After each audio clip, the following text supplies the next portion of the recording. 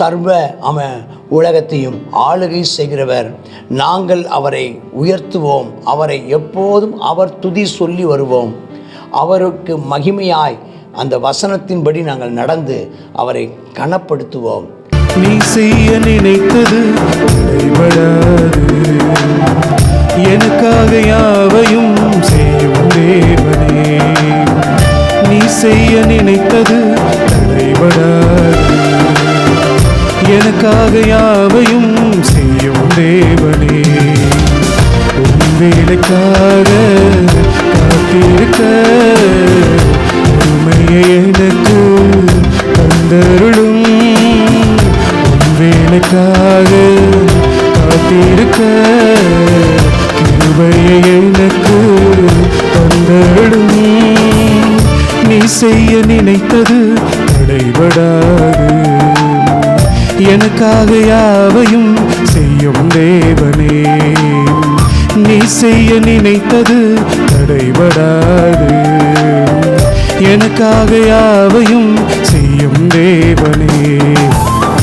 காலங்கள் மாறலாம், மனிதர்கள் மாறலாம், மாறாத தேவன் இருப்பதால் கலக்கமில்லை. காலங்கள் மாறலாம், மனிதர்கள் மாறலாம், மாறாத தேவன் இருப்பதால் கலக்கமில்லை.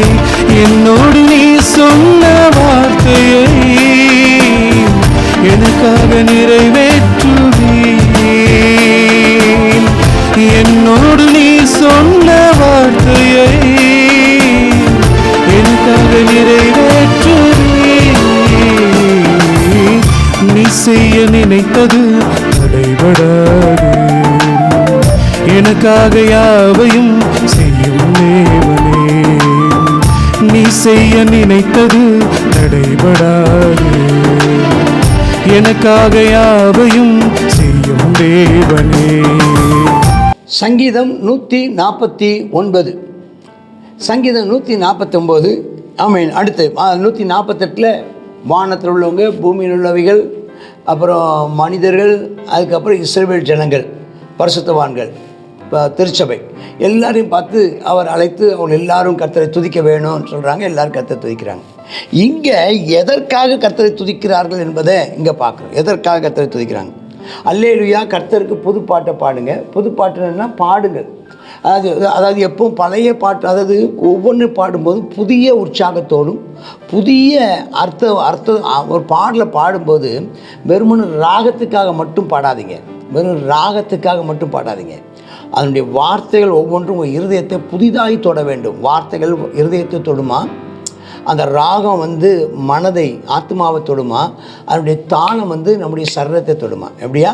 வார்த்தைகள் இருதயத்தை தொடும், அதனுடைய ராகம் மனதை தொடும், அதனுடையதான தாளம் நம்முடையதான உடலை தொடுன்னு சொல்லி பார்க்குறோம். அப்போ வார்த்தை, ராகம், தாளம். அப்போ கர்த்தருக்கு பாடுங்க. எங்கே பாடணுமா? பரிசுத்தவான்களின் சபையில் அவரை பாடுங்க. எல்லாரும் சேர்ந்து பாடுங்க. எப்போ? என்னைக்காவது ஒரு நாள் இல்லை, வாரந்தோறும் தினந்தோறும் பாடுங்க. அவர் உண்டாக்கினோடு நாம் மகிழணும். அவர் தங்கள் ராஜாவில் கலிகூறும் கடவர்கள். அவர் நாமத்தை நடனத்தோடு துதியுங்கள், தம்புருனாலும் கிண்ணறத்தினாலும் துதியுங்கள். அவர் பிரியமாக இருக்கிறார் மேலே. அவர் நம்மை ரட்சிப்பினால் நம்மை மீட்டு கொள்ளுவார். துதிப்பதற்கு ஒரு பெரிய காரணம் ஒன்று உண்டு. அவர் நம்மை மீட்டுக்கொள்பவர், நம்மை மீட்கிறவர், நம்மை ரட்சிக்கிறவர். ஆகினால் கர்த்தரை துதியுங்கள். கர்த்தருக்கு ஸ்தோத்திரம். என்ன செய்தாரா நமக்காக? அவர் என்ன செய்தார்? 6ஆம் வசனம், நமக்காக ஜாதியிடத்தில் பழி வாங்கினார். நம்மை வேதனைப்படுத்தினவர்களை அவர் பழி வாங்கினார். அவர் ஜனங்களை தண்டித்தார்.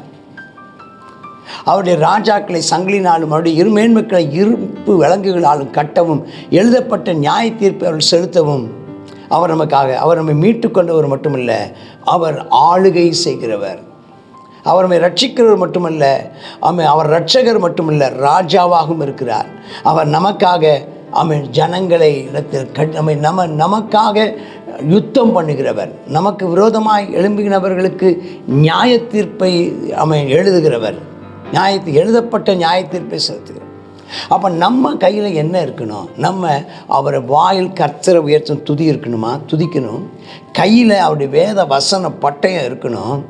இந்த கணம் அவருடைய பரிசுத்தோல் யாவருக்கும் உண்டாகும். கர்த்தருக்கு ஸ்தோத்திரம். நல்ல நம்ம நெஞ்சில் கையை வைத்துக்கொண்டு ஸ்தோத்திரம், வேதாகமத்தை கையில் வைத்துக்கொண்டு கையை உயர்த்தி ஓ ஹல்லேலூயா ஸ்தோத்திரம் ஸ்தோத்திரம் ரபகந்தரபா.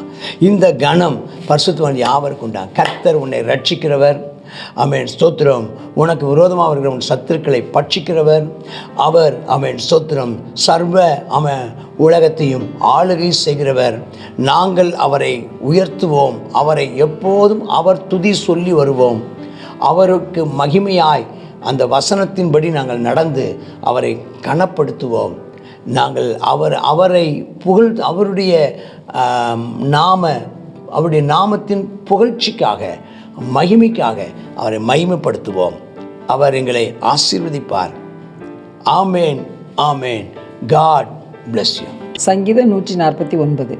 இதில் என்ன செய்யணுமா? நம்ம கர்த்தரை நடனத்தோடும் தம்புரோடும் கிண்ணறத்தோடும் என்ன செய்யணுமா? அவரை துதித்து அவரை கீர்த்தனை பண்ணணுமா? ஆமேன். அவர் என்ன செய்கிறாரா? சார்ந்த குணமுள்ளவர்களை அவர் ரட்சிக்கிறார். அவர் என்ன செய்கிறார்? நமக்கு 2 காரியத்தை கொடுத்துருக்கிறார். அது என்னன்னு சொன்னால், அவரை துதிக்கும் துதியை நமக்கு கொடுத்துருக்கிறாரு. இருபுறமும் கருக்குள்ள வேதாகமத்தை, பட்டயமாகிய வேதாகமத்தை நம்ம கையில் 2 கொடுத்துருக்குறாரு. ஏன் இந்த 2 வச்சு நம்ம என்னெல்லாம் செய்ய முடியும் அப்படிங்கிறது இதில் நம்ம பார்க்குறோம். ஜாதிகளிடத்தில் பழி வாங்கலாம், ஜனங்களை தண்டிக்கவும், ராஜாக்களை சங்கரிக்கவும், மேன்மக்களை இருப்பு விளங்கினாலும் கட்டவும், எழுதப்பட்ட நியாய தீர்ப்பை அவர்களுக்கு நாம் செலுத்தத்தக்கதாக கர்த்தர் நம்முடைய கைகளில் இதை கொடுத்துருக்கிறார். நம்ம இதை பயன்படுத்தினால் நாம் என்ன செய்வோம்? அந்த நமக்கு விரோதமாக இருக்கிற எல்லா நமக்கு விரோதமாக எழும்பி கொக்கரித்து கொண்டிருக்க எல்லா சத்துருடைய கிரியைகளை நாம் மடங்கடிக்க முடியும். நம்ம வேதாகமத்தை வாசிப்போம், வேதாகமத்தை தியானிப்போம். கர்த்தர் நமக்கு கொடுத்துருக்கிறதான இந்த வேத சத்தியங்களை நாம் அதன்படி நடந்து கொள்வோம். நாம் என்ன செய்வோம்? தேவனை அதிகமாய் துதித்து மேன்மை பாராட்டும் போது கர்த்தர் என்ன செய்வார்? இவைகள் எல்லாவற்றையும் அடக்கி போடுவார் என்று சொல்லி பார்க்க ஜெபம். அப்பா உமக்கு நன்றி அப்பா. அந்த நாளில் பரிசுத்தவான்கள் சபையிலே துதி உமக்கு உண்டாவதாக ராஜா. கர்த்தாவே ஸ்தோத்திரம் அப்பா. ஹல்லேலூயா ஹல்லேலூயா ஹல்லேலூயா அப்பா. ஸ்தோத்திரிக்கிறோம். நீர் அப்பா எங்களுக்கு கொடுத்துருக்கிறதான அப்பா ஸ்தோத்திரம் துதினா அப்பா ஆயுதத்துக்காக நன்றி செலுத்துகிறோம். இருபுறமும் கருக்குள்ள பட்டயத்துக்காக உமக்கு நன்றி செலுத்துகிறோம். கர்த்தாவே ஸ்தோத்திரங்களை ஏறெடுக்கிறோம் அப்பா. உம்மை உயர்த்தவும், உம்மை கீர்த்தனை பண்ணவும், உம்மை உன்னதமானவரை உம்மை மகிமைப்படுத்தவும் அப்பா அதிகமாக உம்மை கர்த்தாவே அப்பா உயர்த்தவும். ஆமேன் அப்பா. ஸ்தோத்திரம். துதியினால் உம்மை கனப்படுத்தவும், தேவரீர் உம்முடைய பிரசன்னத்தை பெற்றுக்கொள்ளவும் எங்களுக்கு நீர் கிருபை தர வேண்டுமா ஜெபிக்கிறோம் அப்பா. ஸ்தோத்திரம் ஆண்டவரே. ஆமேன் அப்பா. அப்பா நீர் இப்படிப்பட்டதான ஒரு பெரிய ஸ்லாக்கியத்துக்கு எங்களை சொந்தமாக்கினபடியால் உமக்கு நன்றி செலுத்துகிறோம். இயேசுவின் நாமத்தில் ஜெபிக்கிறோம் எங்கள் நல்ல பிதாவே. ஆமேன் ஆமேன்.